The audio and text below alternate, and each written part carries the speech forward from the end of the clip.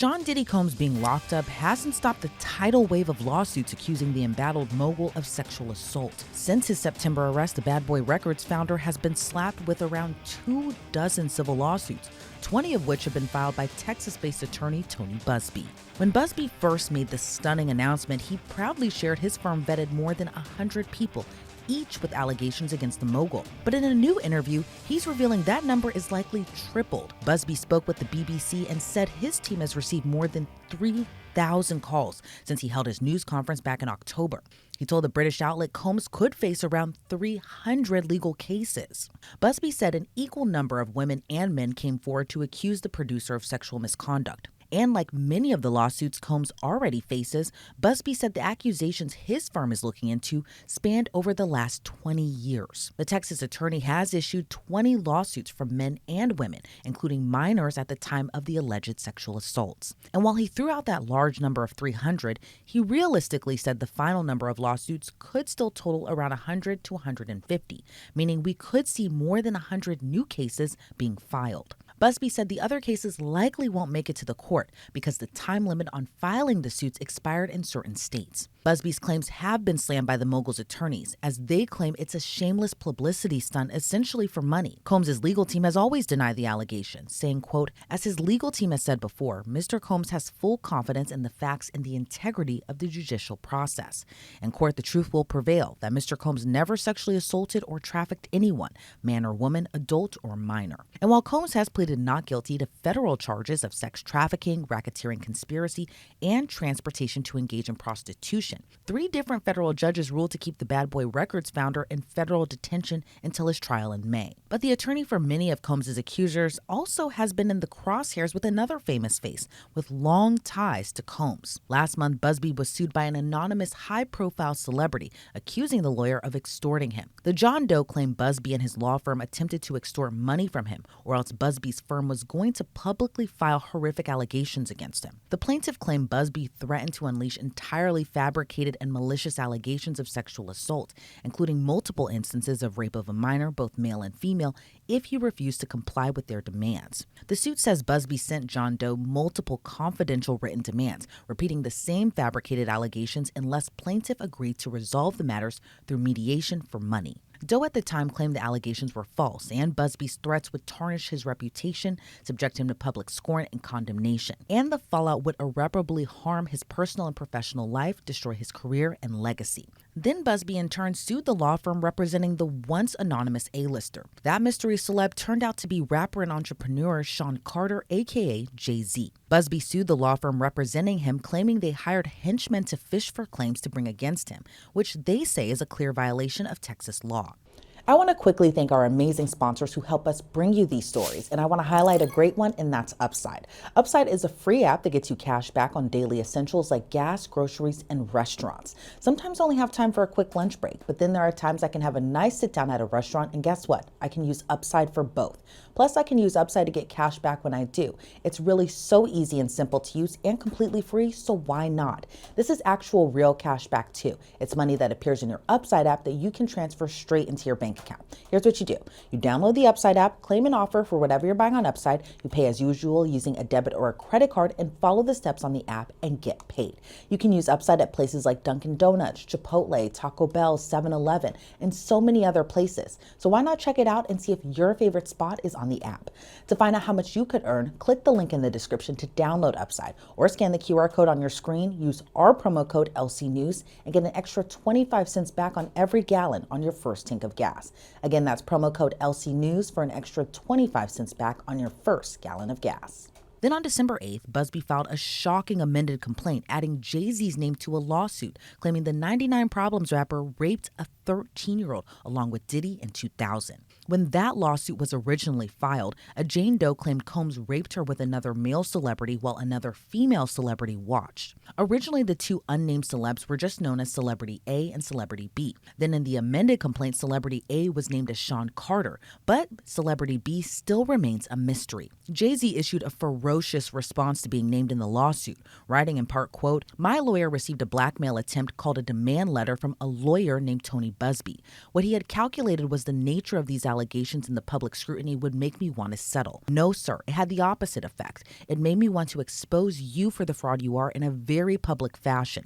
So no, I will not give you one red penny. These allegations are so heinous in nature that I implore you to file a criminal complaint, not a civil one. These alleged victims would deserve real justice if that were the case. This lawyer, who I've done a bit of research on, seems to have a pattern of these types of theatrics. I have no idea how you come to be such a deplorable human, Mr. Buzbee, but I promise you that I have seen your kind many times over. I am more than prepared to deal with your type. You claim to be a Marine. Marines are known for their valor. You have neither honor nor dignity. He continued by writing, quote, "My heart and support goes out to true victims in the world who have to watch how their life story is dressed in costume for profitability by this ambulance chaser in a cheap suit. We don't play these types of games. We have very strict codes and honor. We protect children. You seem to exploit people for personal gain." But Buzbee fired back, writing, quote, "Mr. Carter previously denied being the one who sued me and my firm. He filed his frivolous case under a pseudonym. What he fails to say in his recent statement is my firm sent his lawyer a demand letter on behalf of an alleged victim, and that victim never demanded a penny from him and said she only sought a confidential mediation. Since I sent the letter on her behalf, Mr. Carter has not only sued me, but he tried to bully and harass me and this plaintiff.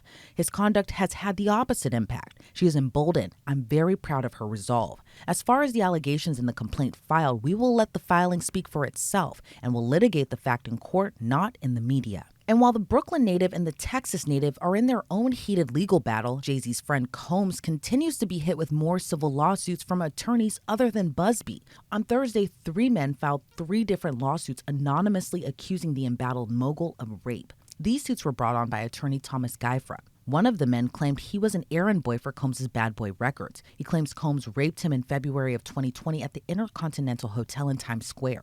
Another John Doe claimed he was drugged and raped in 2019 at an after-party at the Park Hyatt Hotel. He claimed when he had a brief moment of consciousness, he saw a man and woman sitting on the bed recording the rape on camera. Meanwhile, the alleged third victim claimed the Bad Boy Records founder and his associates took turns raping him in the summer of 2020 at Combs' Hamptons home. And Combs' attorneys denied the most recent claims in a statement saying, quote, "These complaints are full of lies. We will prove them false and seek sanctions against every unethical lawyer who filed fictional claims against him."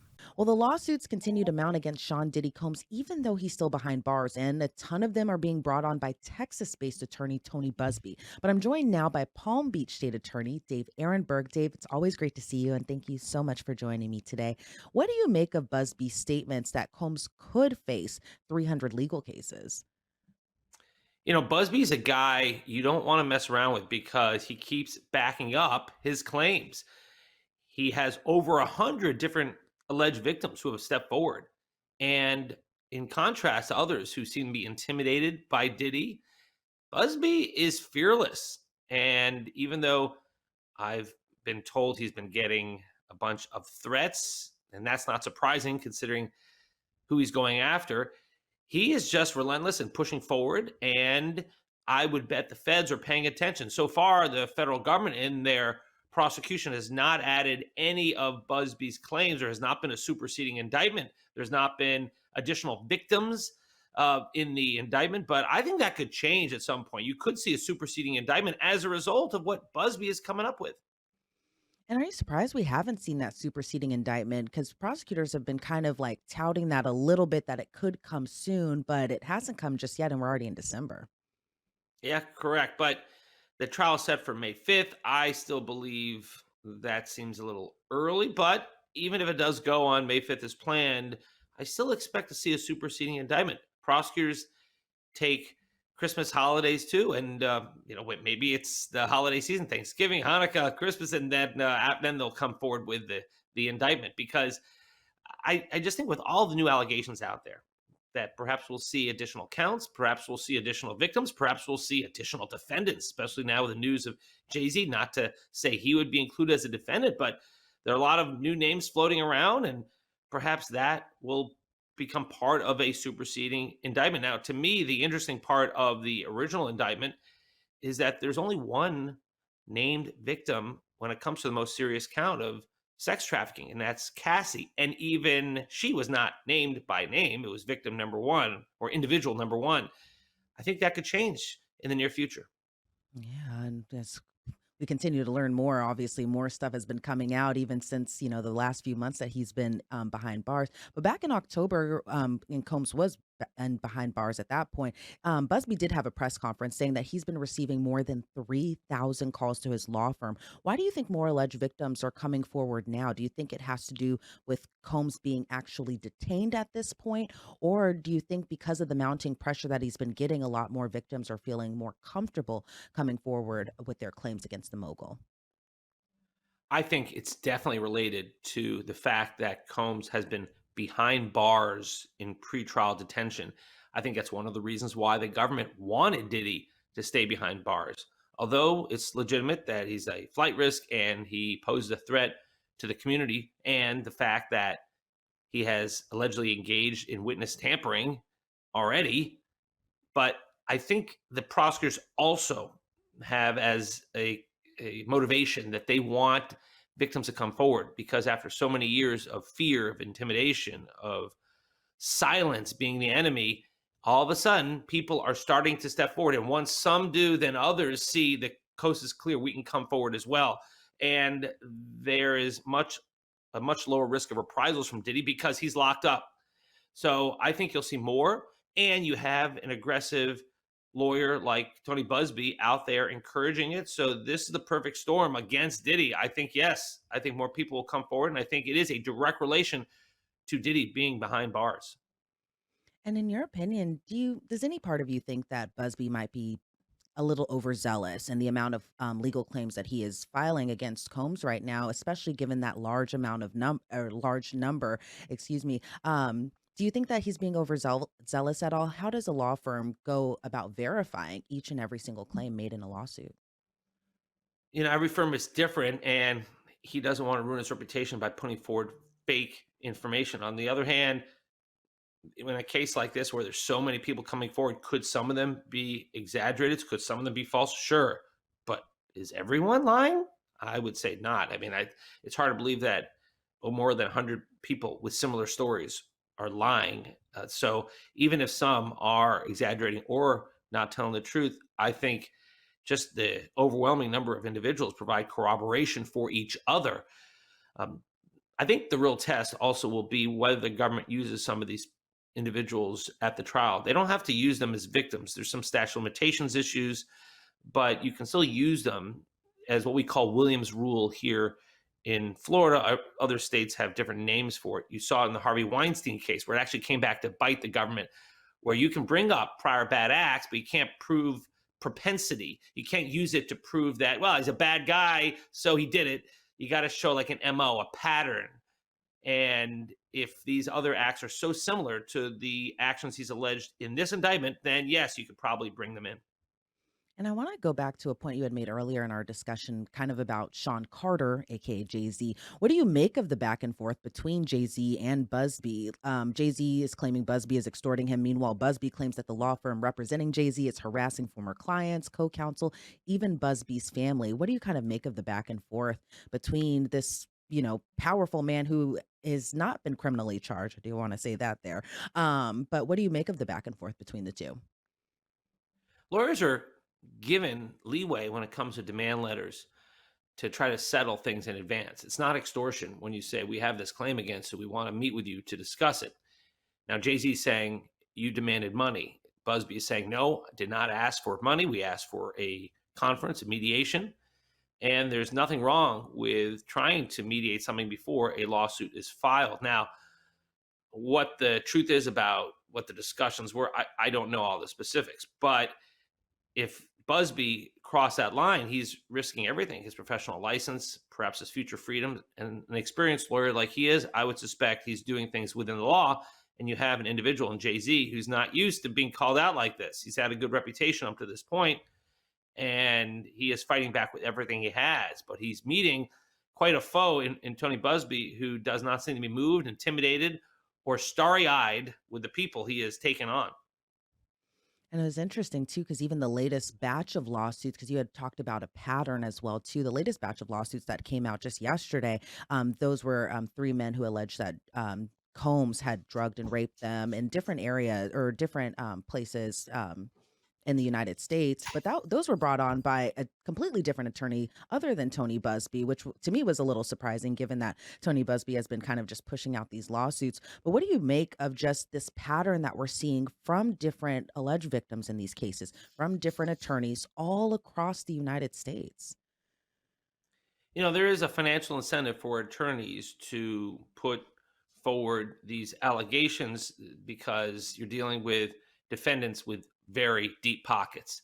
But that's not to say that the allegations are false. It just provides an incentive for lawyers to speak up and file these things. And actually they need that incentive because otherwise the victims would have no voice because already they've been intimidated over the years allegedly, and now you have a cascade of people coming together saying the same thing.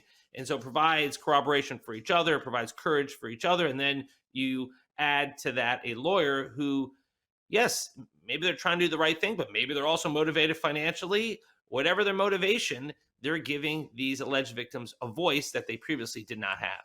What do you make of the recent batch of lawsuits that have just come out as some of those allegations stem from around 2020, even 2022? Why do you think the alleged victims in those cases didn't go to the police? I think because they were scared. I think you see that a lot. When it comes to sexual assault, it is an underreported crime. Domestic violence, an underreported crime, especially when you're dealing with high profile celebrities who have a lot of power, a lot of money, a lot of connections, and they likely have felt that you can't fight this and it's better to stay quiet rather than have your own reputation ruined. So now they're coming forward, there's safety in numbers, and at least one of the individuals involved here is behind bars. So I'm not surprised they're coming forward. Plus, they needed someone like a Tony Buzbee with his aggressive style, with his fearlessness to stand with them. And that's what's happening. All right, Dave Ehrenberg, thank you so much for joining me today. I really appreciate it. Before we sign you off, though, is there any point that you believe that these lawsuits, all of them, will get litigated? There is an inherent conflict here because when it comes to prosecutors, they don't love that there's civil lawsuits going on at the same time. And so that makes it a little less likely that they're going to use those victims, those plaintiffs in the civil lawsuits as victims in the criminal cases because they can be impeached on the stand saying, hey, you're doing this because you want money. And there's also an ongoing civil lawsuit that has depositions, and you could have conflicting statements under oath with the civil case compared to the criminal case. So there are risks whenever there is a civil case going on at the same time. So as far as when this is going to end, it's hard to say. The criminal case will end first because the trial is set for May 5th. That's super fast. And civil cases, especially we're dealing with defendants who are reluctant to settle because they're facing all this stuff criminally, they may drag everything out. And so when it comes to the civil case, I think that's going to end well after the criminal case is over. All right, Dave Ehrenberg, again, excellent insight into this. I really appreciate your time today. Thank you, Elizabeth. Sean Diddy Combs remains behind bars at the Metropolitan Detention Center in Brooklyn, New York. And again, he's denied all allegations in the civil suits filed against him and pleaded not guilty in his federal criminal trial. He has another hearing on December 18th, and his trial is slated for May 5th. Reporting for Law and Crime, I'm Elizabeth Millner.